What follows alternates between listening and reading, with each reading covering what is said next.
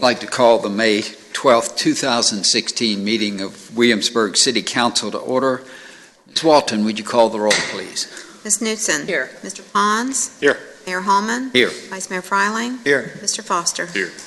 First order of business today is council minutes for the April 11th and April 14th, 2016 meetings and the April 22nd, 2016 joint school board meeting. Are there any additions or corrections? Mr. Mayor, I'll move the City Council approve the April 11 and April 14, 2016 meeting minutes and the April 22nd, 2016 joint school board meeting minutes. Second. I have a motion and a second. Would you call the roll, please, Jerry? Ms. Knutson. Aye. Mr. Pons. Aye. Mayor Hallman. Aye. Vice Mayor Freiling. Aye. Mr. Foster. We have no matters of special privilege today, but I would like to take a minute to first recognize that Chief Slogey is back on duty. So, Chief, welcome back. We're glad you're back and healthy and being of service to the city as you have for many, many years. So, really nice to see you sitting there. Okay. Next, I'd like to recognize that after 3.5 years as the managing editor of the Williamsburg Yorktown Daily, Nicole Trifoni has accepted a job as writer-editor for Colonial Williamsburg Travel and Tradition magazine. Her last day at the Daily will be this Friday, May 13th. Nicole actually grew up here in Williamsburg, graduated from Lafayette High School, where she did a little journalism as a member of the school newspaper. She graduated with a degree in journalism and history from Syracuse University. Nicole, it's been a real pleasure to have you covering the city for these years, and we wish you the best in the future. Thank you. Our next order of business is a public hearing, and we have one today. This is a license to Colonial Williamsburg for a shade shelter on city right-of-way. This is proposed ordinance 16-10. And I'll present this for the staff. Chris. The Colonial Williamsburg Foundation has requested a license to place a shade shelter at the Weatherburn Tavern Stables at the corner of Botetourt Street and Francis Street. This is a shade structure that's attached to the building and would encroach then into the city right-of-way to provide shade and shelter for individuals who are around that area or waiting for transportation to and from the historic area. The plans and specifications are included in your materials that show the design, structure, and the encroachment into the city right-of-way. The matter has been advertised in the Virginia Gazette for 2 successive weeks.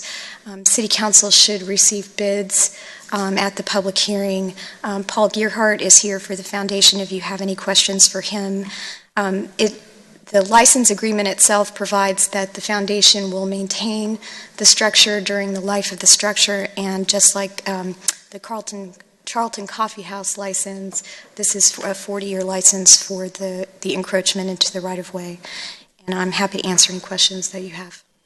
Thank you, Chris. Any questions for the city attorney before we open the public hearing? If not, I'll open the public hearing and ask anyone who wishes to speak to this matter, please come forward and state your name and address. As Chris has said, Paul Gerhardt's here from the Colonial Williamsburg Foundation if council has any particular questions. And Mr. Mayor, if you can invite individuals who may have alternative bids as well. This is also a time for anyone who has alternative bids to come forward. Seeing none, I'll close the public hearing and come back to City Council for discussion and action. Mr. Mayor, as an employee of the Colonial Williamsburg Foundation, and since this matter deals directly and specifically with Colonial Williamsburg, I will refrain from discussing or voting upon this issue. Thank you. Scott, any questions, comments? I sat in the sun in the 4th grade in the middle of April. I'm not sure it was this exact location, but I was here. I was not waiting on a nice, cool charter bus either. It was a school bus waiting on a school bus. So I understand the need for this. Good. Yeah, no, I would agree. And I drive that street multiple times a day and see our guest, the guest of Colonial Williamsburg, sitting in the sun, and it does not make for a pleasant experience. And I think Colonial Williamsburg, in their efforts to be more customer-centric, are doing this to provide that, shade from shelter for the tourists, and I think it's an appropriate step. I agree with that. Certainly is. With that, I'll take a motion. Mr. Mayor, I'll move that council, after receiving bids, approve Ordinance 16-10, granting a license to the Colonial Williamsburg Foundation for a shade structure and related facilities on the city's right-of-way on Francis Street, and further that council authorize the city manager to execute the license agreement effective May 12, 2016. Second. I have a motion and a second. Would you call the roll, please, Jerry? Ms. Knutson. Aye. Mr. Pons. Mayor Holman. Aye. Vice Mayor Fryling. Aye. I'm sorry, abstain. I got carried away. Mr. Foster. Aye. Okay, thank you. And thank you for being here, Ms. Gerhardt. Next agenda item is budget adoption. We have had numerous meetings, a public hearing, and multiple discussions of this with various members of the community. And so I think we're at the point where I hope there are no questions left, but at this point, should I turn it to you or to Mr. Yes. Sarah? Okay. Mr. Collins. Honorable Council, you have a balanced budget before you. It's a process, as the mayor mentioned, that started many moons ago back in August with your direction to staff during your fall retreat as to how to implement GIO goals in the coming year's budget. We've worked through numerous work sessions and public opportunities for comment. The latest changes requested by council are all incorporated. I'd like to take just a moment to thank Phil Serra and his staff and the other senior management team and staff that have worked on the budget this year. They've done a lot of good work, and it's appreciated. And I'll just echo that I think staff throughout the city play a critical role in putting together the budget, and I think as council we really appreciate all the work that goes into it. It makes our job a whole lot easier. Any questions, comments for Mr. Collins before we? If not, I'll take I'll make a comment, if I may. Yeah. Mr. Mayor, as an employee of the Colonial Williamsburg Foundation, I've refrained from any conversation regarding the city's possible allocation of marketing funds to the foundation. Because the budget affects more than 3 members of the group and, in fact, affects the public in general, I'm permitted by law to vote on the budget, notwithstanding the allocation to the foundation contained therein, and I'm able to participate in the vote fairly, objectively, and in the public interest. Any other comments, questions? I'll take a motion. Mr. Mayor, I'll move that City Council adopt Resolution 16-05. Second. I have a motion and a second. Call the roll, please, Jerry. Ms. Knutson. Aye. Mr. Pons. Aye. Mayor Holman. Aye. Vice Mayor Fryling. Aye, and this time I mean it. Mr. Foster. Next is the proposed water rate of $5.30 per 1,000 gallons. This is proposed ordinance 16-05. The ordinance is consistent with staff presentation in the past. Staff is available if you have any questions regarding the ordinance. Again, we've had multiple discussions of this. And any questions, comments? I have none. We need to do this as a separate motion. You're adopting an ordinance, so yes. Mr. Mayor, I'm with the council Okay. adopt proposed ordinance 16-05. Second. I have a motion and a second. Call the roll, please, Jerry. Ms. Knutson. Aye. Mr. Pons. Aye. Mayor Holman. Aye. Vice Mayor Fryling. Aye. Mr. Foster. Next order of business are reports, and we have several this time. First is the monthly financial statement. Any particular things to point out, Mr. Collins?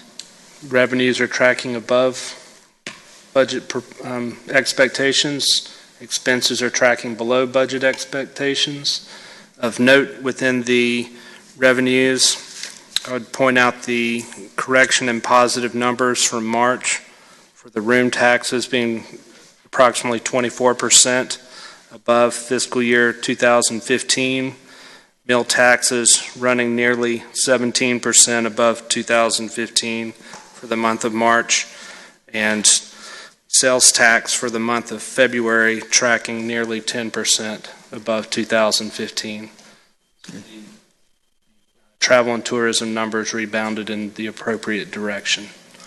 Thank you. Any questions, comments? Just a comment, as sort of a counterbalance to that, the March numbers are terrific, and we should remember that Easter fell in April last year and it was in March this year, so that does have an impact. So hopefully the April numbers will be just as strong. Yeah, and I think it's always useful to look at that when Easter moves around, to look at that 2-month period rather than any one particular month. So next month you can give us an update. Any other questions, comments? Not? Monthly department operating reports, anything in particular to point out? Staff is available if you have any particular questions regarding the operating reports at this time. Okay. Any questions? I think one thing I'd point out is at the work session in June, IT will be prepared to roll out the pilot program for the new performance management system that will be externally facing to the public. And with that, over time, will also be new reports. So look for a new face on the reports moving forward. Perfect. Thank you. We look forward to that, Mark. Any other questions? If not, city manager reports. We have 2. The first is the City Square parking terrace repairs. This is an award of bid. And I will let the city engineer, Aaron Small, handle that. Aaron, welcome. Thank you, sir. Before you today is the award of a bid we received for repairs to the City Square parking terrace that's located just through that window over there. And the plan for this work is basically to seal the upper deck. As you know, this deck was built 27 years ago, so it's about, it's seen its time and wear and tear. But the main purpose of this project is to provide a sealing surface on the upper deck for traffic, and that's to prevent the water intrusion and seepage down through the concrete to the lower deck, where we've seen some concrete spalls on the ceiling on that lower deck. And so what we're doing is going to repair those spalls as well. There's also various locations along the brick around the structure where we're seeing cracks and peeling away, and so we need to make some brick repairs there. While we're at it, we're going to go ahead and clean and paint all the metal railings up on the upper deck and along the pedestrian walkway. And then finally, we'll go ahead and restripe all the parking spaces on the upper and the lower decks. This work is expected to occur this summer. We've asked the contractor to make sure, do your best to go ahead and get it completed before the end of September, when we've got some major events going on in town. And then, we fully expect the work to be completed in a much shorter time frame than that. We just gave them a long window in which to complete it. We received 4 bids on the project. Concrete Protection and Restoration, Inc. was the low bidder with a bid of $169,500. We have checked their references, TAM Consultants, the engineers for the project, as well as city staff. Spoke with them, spoke with their references, and everything checks out, and so we're ready to move forward with this project. And so we recommend award of the bid to Concrete Protection and Restoration. Thank you, Aaron. I would point out that the bid is within the budgeted amount in the capital improvement plan. Questions, comments? One, if I may. Yeah. Mr. Small, is spalling the correct term? Spalling is, yes, the correct term. Are we confident that that's a result of water seepage from above? And is it getting into the concrete and then causing a... Right. As many people tend to think of concrete as not being porous, but it is a fairly porous substance. And the water that tends to sit on that upper deck kind of just works its way down through. And it's gotten to some of the reinforcing that's right near the surface, and it causes that concrete to just break off when it freezes and the water expands. And so that's what's kind of happening there. I mean, it's not a structural problem. It's more of a superficial issue. That's very encouraging to know, given the potential for some other cause. But I guess if there is another cause, we'll find that out in due time after that. That's correct. It's kind of the first sign that you want to fix it now, fix the spalls, seal them up, so that you don't create a bigger problem, because all that's going to happen if you leave it is it accelerates the corrosion, and then you will have a structural problem. Are there joints in the deck surface? There's some expansion joints and such, especially up where the deck itself meets up with the ground surface on the ramp. And that joint has a rubber seal in it, and that'll be pulled out and replaced. So that's all part of it? Okay. Yes. Thank you. Hey, Scott, any questions? Just a comment. When you do go in there and you see the sprawling, it is a little disconcerting. So it causes people to be more apprehensive than they need to today. And so I think getting it done now before it gets too bad and fixing it so it looks better is a good thing, and price seems very reasonable. Now I'll take a motion. Mr. Mayor, I move the council award the bid and authorize the city manager to execute a contract with Concrete Protection and Restoration, Inc. for the City Square parking terrace repairs in the amount of $169,500. Second. I have a motion and a second. Would you call the roll, please, Jerry? Ms. Newton. Aye. Mr. Pons. Aye. Mayor Holman. Aye. Vice Mayor Fryling. Aye. Mr. Foster. Next city manager report is the revised memorandum of understanding between the Williamsburg Redevelopment Housing Authority and the City of Williamsburg. And this was discussed Monday at the Housing Authority Board of Commissioners meetings. Correct. Collins? And this memorandum of understanding is consistent with what was presented and approved by the Housing Authority, with the City Council sitting as Board of Commissioners on Monday. In effect, what the memorandum of understanding amendments will do is, one, initiate a process in which the city will add additional seats to the board for tenant representation and housing interested citizen participation on the board. The second item is to restructure the executive director position to answer directly to the Board of Commissioners as previously presented. Both of these are in response to requests of the Department of Housing and Urban Development, through which some of the housing program funding is received to address past concerns of theirs. If you have any additional questions that have arisen since Monday, staff is happy to answer them. Thank you. Any questions, comments?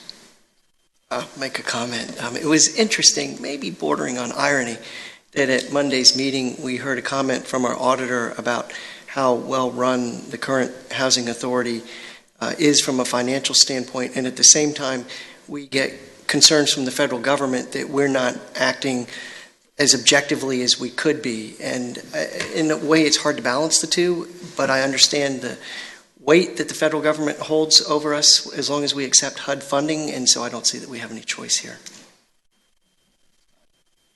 Well, the only other choice is to take them to court and try to fight this out in the courtroom, and I don't think that that's a prudent thing to do.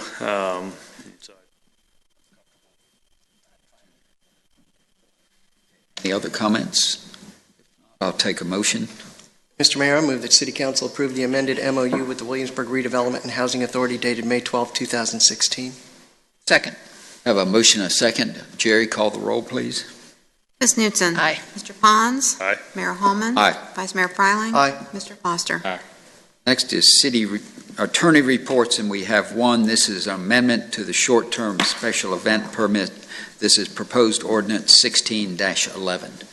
Chris? With the popularity of events in various locations in the city and the increase in those that the staff has seen, the staff is concerned about the process for resolving competing requests.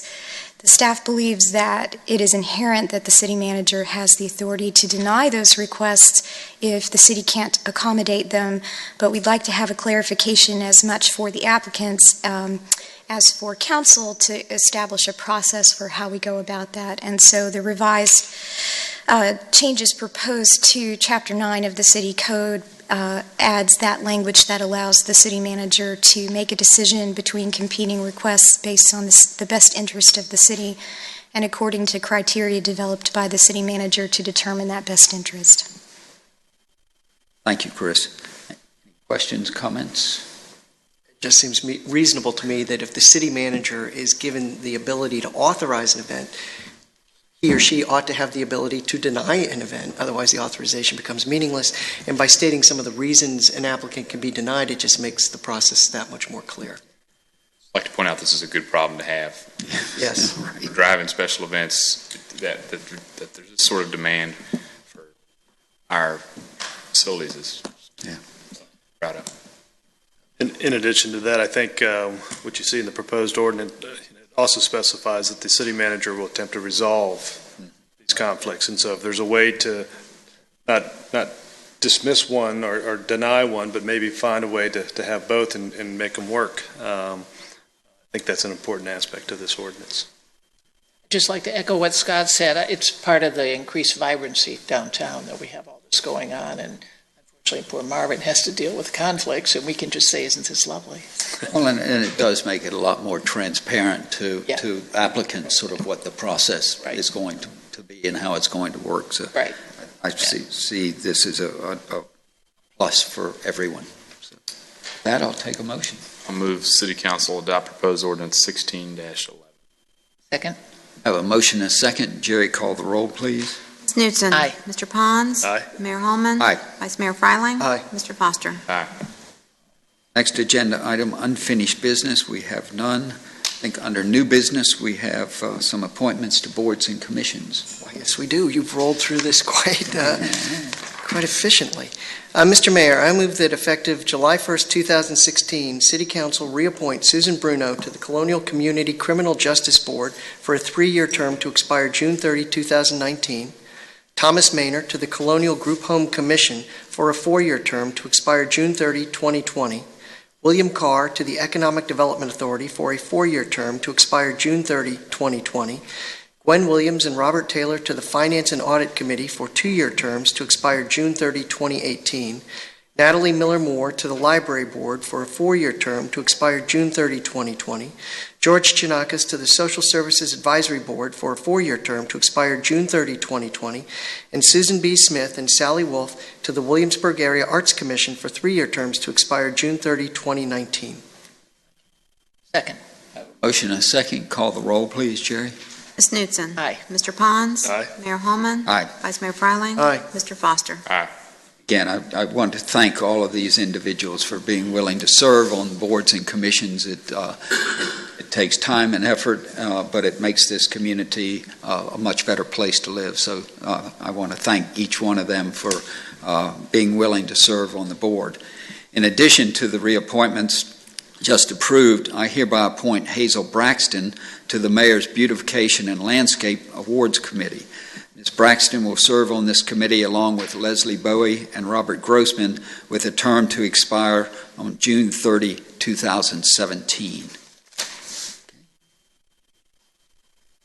that, we're at our final agenda item of the day, which is open forum, a time for anyone to address council on any item. If you wish to address council, please come forward and state your name and address.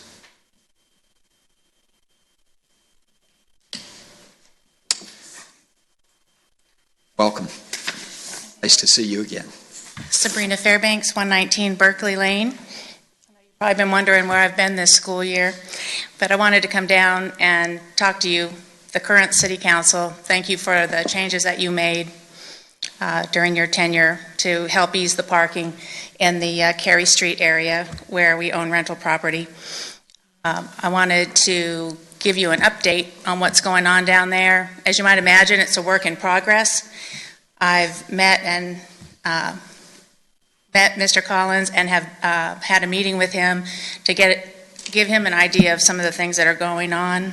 The guest pass, changing the guest pass has made a huge difference, and I know there's a parking study in place that you're waiting for the results and going to make some decisions based on that parking study, but the Jamestown Road corridor wasn't included in it, so I wanted to make a few suggestions that could maybe be implemented sooner than later before the students come back in August. And the one can be handled administratively.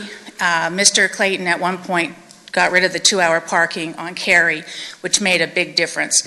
And I would suggest that administratively that be done on Griffin Avenue. There are about 7 spots that if they could become residential, there's somewhere between 4 and 7 rental properties right in that area. So for sure they could use some more residential parking. What's happened with these spots on Griffin is they become the parking lot for either, I don't know exactly where they live, but either in the dorms or illegally in our city area. But they're there all day, all night. I've probably called in 250 violations since April 1st. And these cars are parked there every day, every night. So that would solve some of that problem if you just made it residential and it wasn't 2-hour parking. And the other thing I wanted to suggest as a more immediate, it was not be administrative, but you'd have to change it, and that is to give the police some more power in their towing ordinances. As it stands right now, they can only tow if someone has 3 unpaid tickets. So, for instance, there's a young woman who drives a red Dodge from Ohio. I've at least called her in probably at least 25 times. She comes back day after day because the fine is $10. So, as long as she pays the fines, it doesn't matter that she, breaks your ordinances every day and every night. So if the police could tow, if you maybe just took out the word unpaid, and they would have the power to tow after 3 times. That's just my suggestion, because they just don't seem to be taking no for an answer to parking on our residential streets. And of course, I wouldn't want you to leave without me asking for Cary Street to have its own decal color. Right. Thank you. Thank you, Sabrina. Anyone else wish to address council on any matter? If not, I believe we have closed session. As a matter of fact, we do. Mr. Mayor, I move to go into closed session pursuant to Section 2.2-3711 of the Code of Virginia for the purpose of discussing one legal matter per subparagraph 7 for the purpose of consultation on specific legal matters requiring the provision of legal advice by counsel concerning council committee appointments. Second. Have a motion and a second. Call the roll, please, Jerry. Ms. Knutson. Aye. Mr. Pons. Aye. Mayor Holman. Aye. Vice Mayor Freiling. Aye. Mr. Foster. Aye. We'll take a 5-minute recess and come back into closed session. Thank you all very much for being here.